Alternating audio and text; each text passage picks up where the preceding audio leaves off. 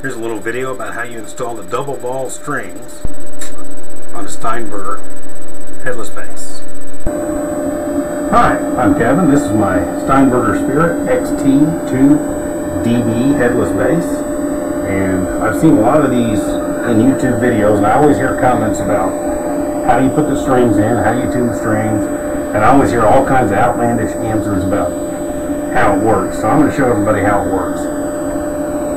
As you can see, no headstock, no tuning pegs anywhere on the bass. What we have is machine heads right here that loosen and tighten these jaws that slide back and forth. You just loosen this up. I'll give you a little bit better shot here. But loosen this up, and when you do, let that jaw slide out until the ball end of that string is free to come out. And it just slips out the other end. There you go. This was developed by Ned Steinberger, who developed the original Steinberger basses back in the late 70s and early 80s.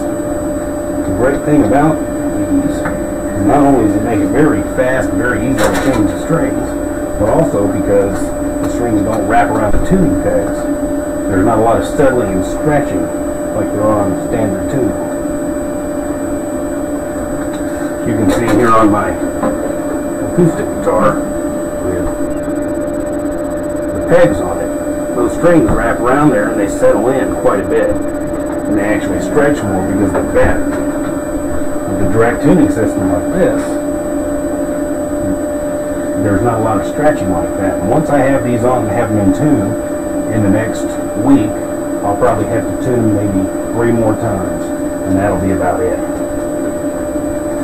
The only time I ever tune this bass, once I've got it strung and tuned up, is if I put on a CD that is slightly different tuning, sometimes a little sharp or a little flat of most of the CDs I have, or most of the music I have, not CDs anymore, of course, it's on the computer.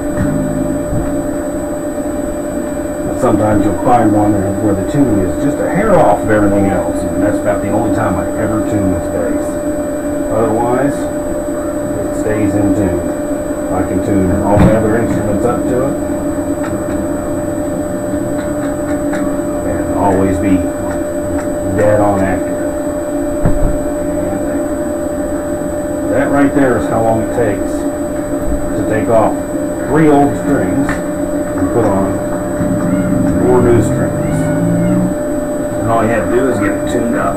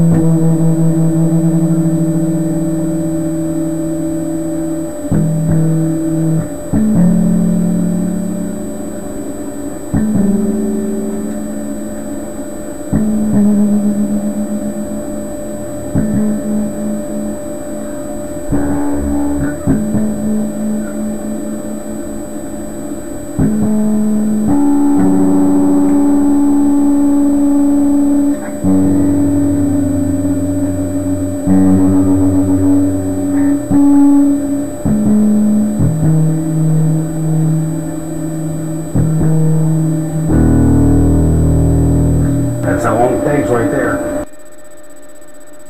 There you go, it's that simple. One ball end of the string goes where the headstock would be on a traditional bass, and the other end goes in the tuning jaw down at the bottom.